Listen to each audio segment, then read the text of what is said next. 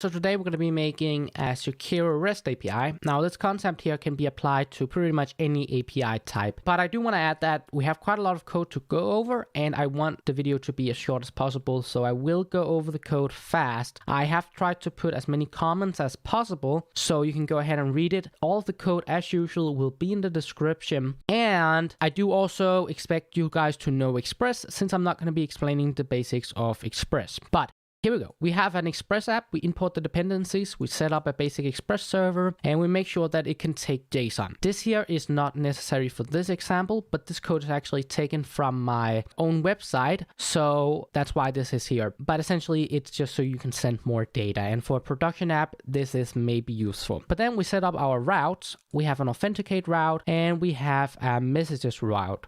Now you can have as many routes as you want, but for this example, I just have one, which is messages, and then I have the route that will authenticate us. Then we set up the routes here, and I map them to a URL, and then we just start the server. Let's go ahead and take a look at the authenticate route. Now, we import JSON web tokens, which I have made a video on in the past, and we use bcrypt as well to encrypt our passwords. Then we set up the router here.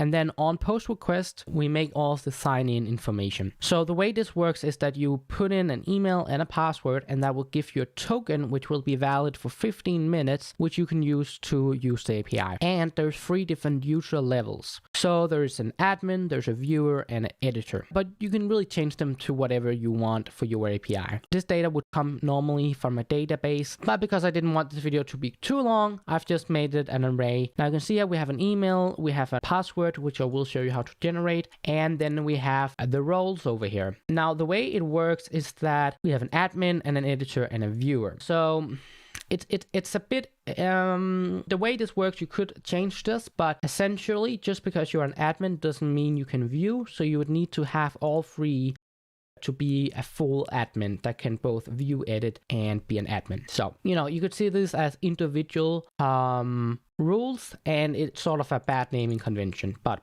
yeah. Here we find the user by the email that we put in, and down here we compare the password using bcrypt. We will then create a token with the user ID and the role. And this is our private key. This, of course, you would get from an environment variable. And this, you, of course, want it to be more secure. Then we expire in 15 minutes. The reason why we do this is, let's say that you gave a token with all these permissions here, and then you went in the database and changed so it was only a viewer and not an admin and an editor and a viewer. Then that token there you gave before would be valid for pretty much all time, and you will not be able to change that. So this way, it just makes sure that the token is only valid for 15 minutes, and after 15 minutes, they will need to ask for a new token where you could go ahead and change the roles or the password or the email. And then we just go ahead and send this. I do want to add that I do this here. The reason why I do this is it's just something that I really like for front-end application, that there's just okay, and if it's not okay, it's false. If it's okay, it's true. I have that on all of my API endpoints. The messages route, I'm also going to go pretty quick over.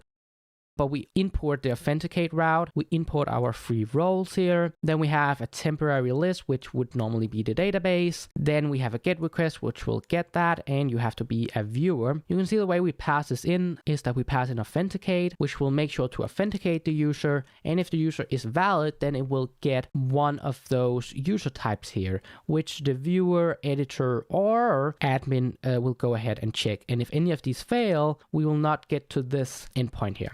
But get essentially shows the messages. Post essentially adds one. Again, this would normally be a database, but in this case, it's just a local array. I've not implemented the put. I'm sure you guys can figure out how to do that. And for the delete, we just delete it.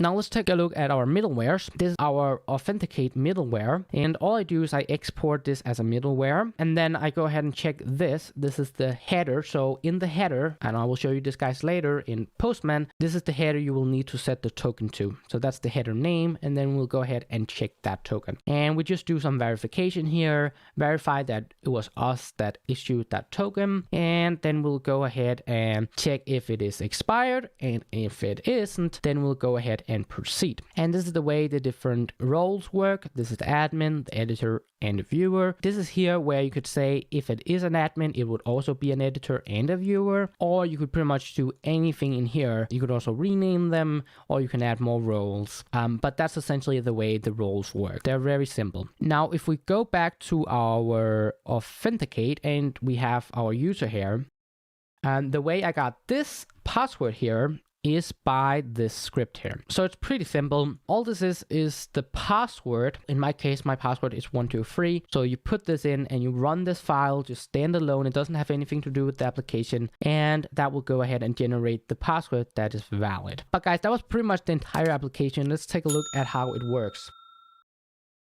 Alright guys, so this is Postman. Now Postman is a way for testing your API. You don't need this, but it's very useful if you want to test your API. So you can see we send a post request, and what we need to provide is our email and our password. So we provide the same email as we had in here and the password. And then we go ahead and hit send. And that will give us a token which is valid for 15 minutes. Okay, so we can then go ahead and take this into the messages, and we can make a get request with this token, and then we can get all of the messages. If we don't provide this, well, we'll get an access denied, token not provided. There you go. So this is what you would have to implement in your front-end code, sending this token here and refreshing it every 15 minutes. We can also, of course, add messages. So the way we do that is that we make a post request instead, and then we make sure to define the body. If you want to know how to define the body in Postman, all you do is you set it to raw, and then you make sure to change this over here. But then we can go ahead and send the name and the content. Oh, we can actually see I did not refresh the token. So this is what happens when you use an old token. So all you will have to do is just go over here and change that token. And there you go. Now it works.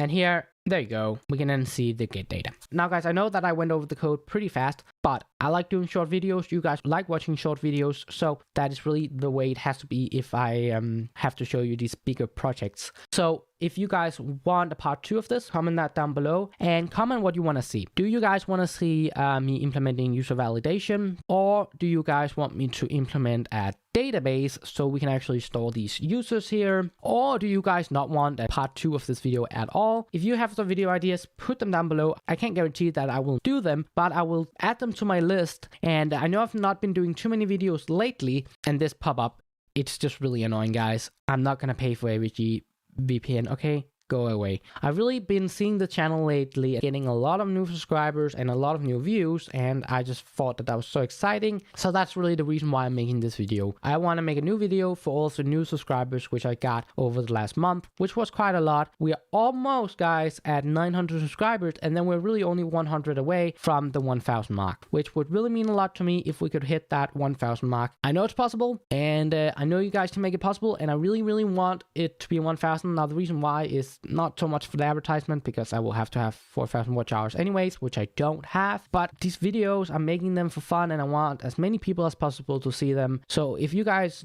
know anybody or that's interested in development, then please go ahead and share the video. It would really mean the world to me. And yeah, guys, that was everything for today, and hopefully you enjoyed this video, and hopefully see you in the next one.